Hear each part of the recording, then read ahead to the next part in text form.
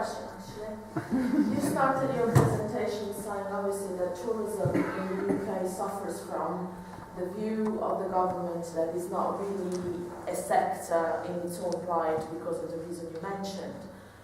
And this is not unique to the UK, it's something that is quite a global issue. However, the thing that puzzles me when I speak to government policymakers is the fact that although at the end they actually recognize the value of tourism, the kind of tendency is to still keep it as an unprofessionalized, a job starter for young people that move to other sectors, and then many other issues that actually deprofessionalize the sector in itself.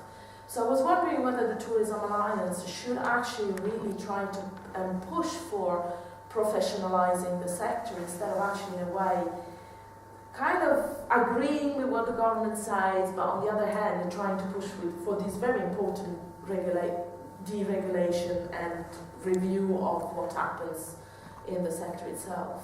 Sure. Got any ideas on how we should professionalise it? I'd be very keen to do it. Well, certainly with all the figures you've got to show, is the all work, let's say employment turnover, is about looking how do you maintain employees in a profession, and how do you actually motivate them to stay, like if they were working in a bank, or if they're working in engineering, or if they're working in IT. What makes tourism so different from those other sectors? And the reason that one of the issues that makes it so different is obviously the fact that it's poorly paid, because there are certainly there is a lack of recognition of the value of having people who can provide a consistent customer service, a consistent set of things that are of a qualified person.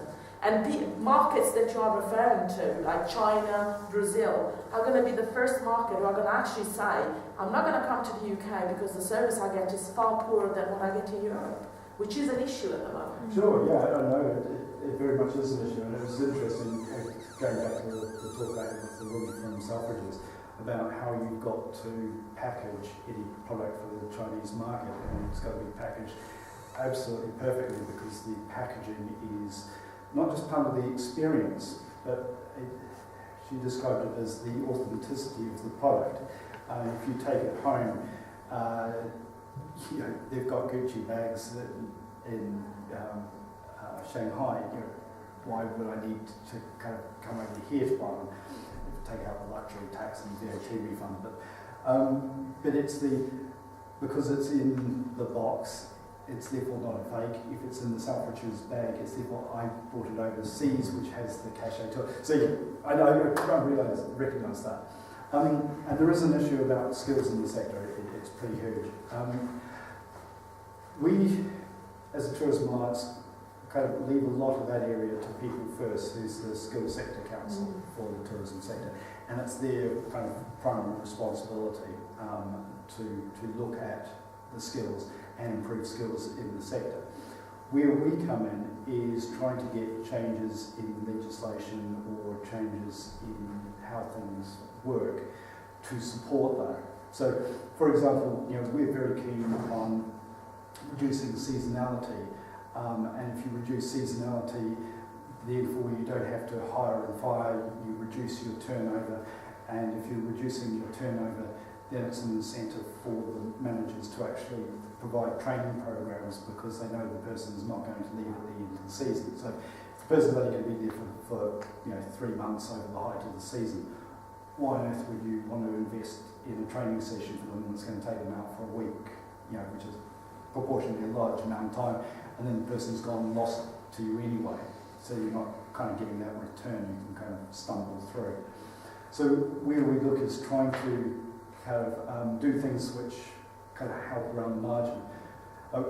We're very keen, although a lot of my members aren't, on things that allow kind of direct feedback. So TripAdvisor, although there are problems with it, it does a good job of giving you a kind of continuous feedback on the service you're providing, and therefore giving you an incentive as a manager to up your game if there's a problem. Whereas in the past, if you've had guidebooks. Well, by the time a guidebook is, the 2012 guidebook comes out, it was researched in 2010, written in 2011, so it's kind of 18 months-ish out of date, and the business can change quite considerably, and it's judged on the day that the person went there.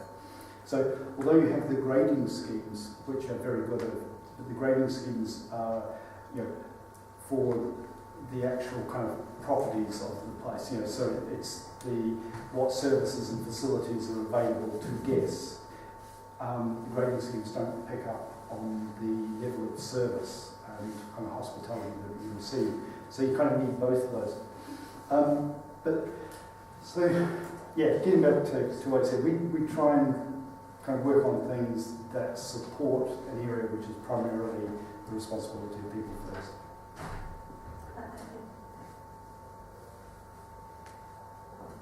Questions? Anybody else? Yeah. Questions, anybody? Just a comment to say, when you were putting up the figures about the VAT, the reduction, and you said the example of France, they've done the same thing since the recession started, end of 2008 in Brussels. Regarding the restaurants, they reduced the food, you only pay 12% of VAT, and the alcohol 21%. So when you get the check at the end of your meal, you have two different kind of amounts, and that actually enhances much more the restaurants to hire more people, and so it's what they've done. Tell you one thing, just to kind of give you an insight of kind of stuff that we've been doing recently and kind of where we see things changing in the market at the moment. It's this whole thing of the staycation and people kind of coming back from overseas. If you look at the numbers, it's been flat or declining, the number of people travelling overseas on holiday. But what we found is that the people who were holidaying overseas, who are now coming back to the country, are the kind of the ABCs, the kind of very, very well-off people. And what happens is that when they come back to the UK and take a UK holiday instead, they are going to only specific destinations. So they're going to kind of ABC destinations in the UK. So if you're a kind of a Bath, even a Brighton, or Chester, or Berwick, you're doing really well as a destination because this is your ABC market that's come back from overseas. If you're somewhere like a Blackpool or a Great Yarmouth, your key market is the kind of C2 DEFs, and these are the guys who are having their discretionary expenditure really squeezed, and so they're not taking holidays at all, so they've dropped out of the market. So if you're Blackpool or Great Yarmouth, you've seen a real decline in the tourism. So the increase has been incredibly patchy. If you're kind of a higher end destination, people have still got money, they're still spending, you're doing okay. If you're a lower market destination, you're really struggling at the moment.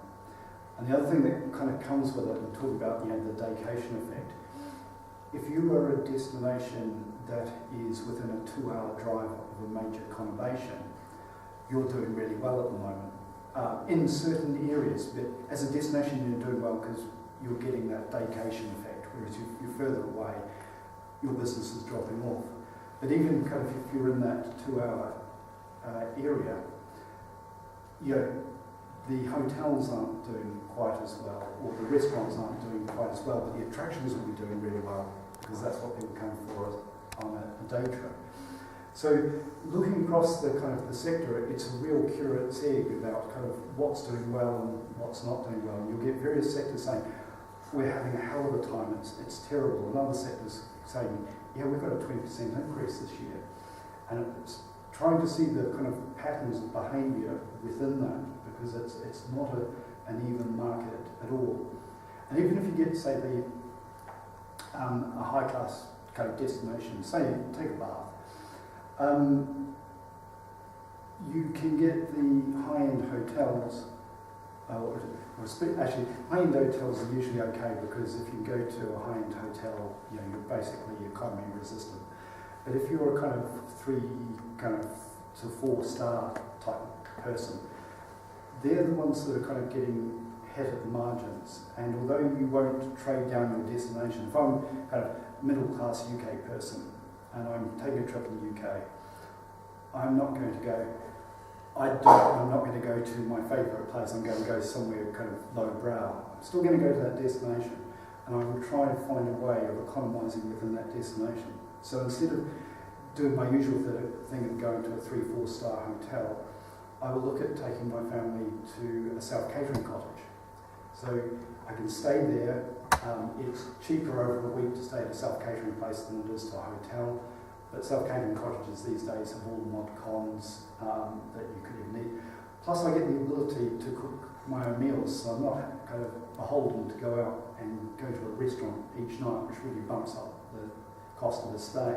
And so you can economise and control your costs by going to the same destination. So the businesses that give you that value for what for the particular market that they're concentrating on are doing really well. The ones which are perceived to be expensive for what they deliver, and then that's the kind of 3-4-star hotels, are doing badly. So it's a good thing to kind of keep in mind that everything is kind of very much in flux with good destinations, bad destinations, and good businesses and bad businesses within particular destinations. Another question, guys? No? Well, thank you very much for coming. Yeah.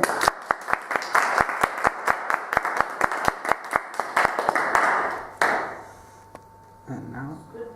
Back into submission. Just to say, guys, thank you. This was our last event for this year and the end of my era. Thank you very much for coming and helping us out and participating in these events.